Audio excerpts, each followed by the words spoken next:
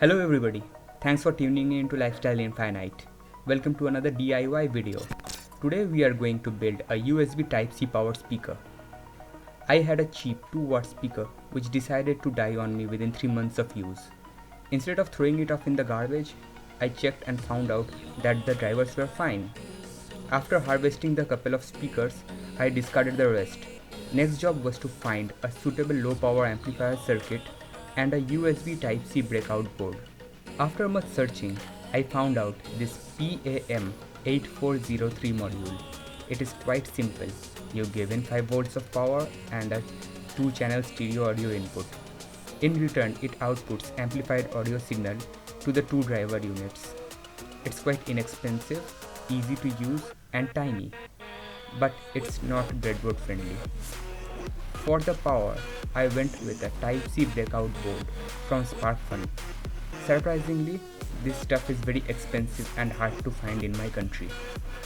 The main purpose of going with Type-C is that all the mobile devices in my vicinity have moved on to Type-C. It will be convenient for me if the speakers also run off Type-C too. It would be a hassle to maintain different cables. As I have mentioned earlier, this module is not breadboard friendly, so I decided to prototype it directly by soldering. Turns out, all the components are working as intended. But the speakers could use a better acoustic setup. I am no audio engineer. Still, I fired up SolidWorks, designed a bass chamber, and made a 3D print out of clear PETG filament. The links to the 3D models will be in the description.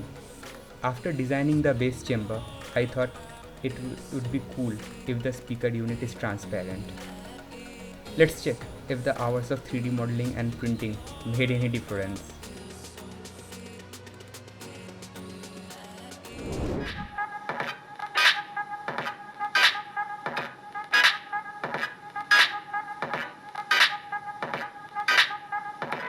To my surprise, it sounds a lot better.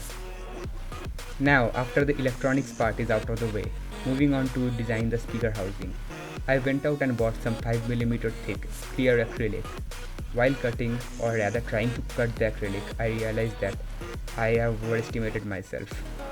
It is extremely difficult to cut this thick of an acrylic, and it is incredibly difficult to deal with the acrylic if you don't have some industrial or commercial grade tools. As I am not made out of money, there is no way I am going to spend a fortune on specialized equipment like a bench saw, CNC, laser cutter and stuff like that. A point to be noted that scouring and breaking of acrylic with a box knife does not work out for this thick of an acrylic. I went out and purchased the cheapest drill machine I could find because why not? I got a set of miniature buzzsaw bits to slice the thick acrylic, a set of hole saw bits to make larger holes I guess, a set of drill bits ranging from 0.5mm all the way up to 2.5mm to make the holes on the acrylic as well as the PC board or Veroboard. Remember, not all the components align with the board properly.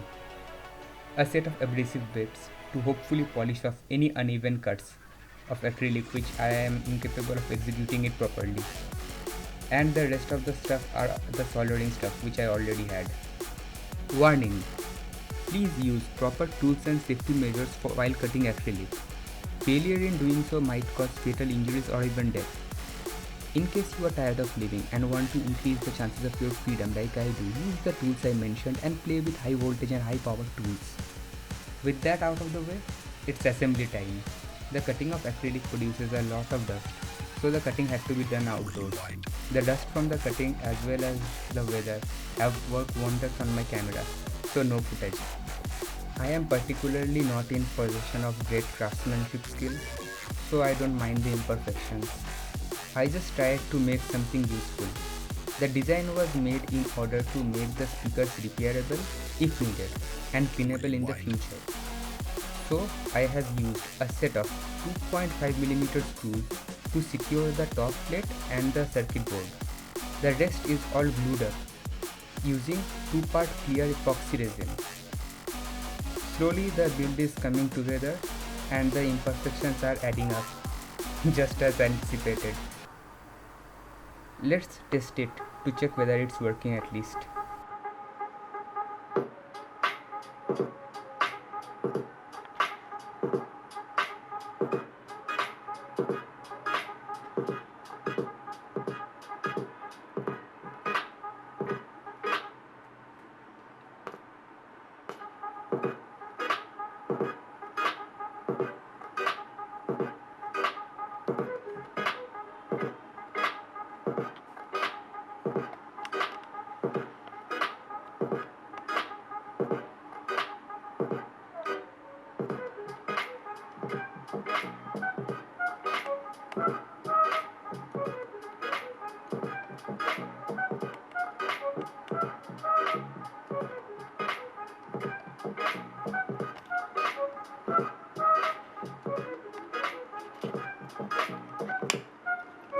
It sure does, sounds like it.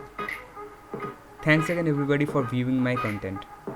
Let me know what would you like me to build next time in the future. I will try my best to build it. New DIY projects are on the way. Those builds will be uploaded soon. Subscribe and share if you liked it or got to know something useful out of it. See you next time.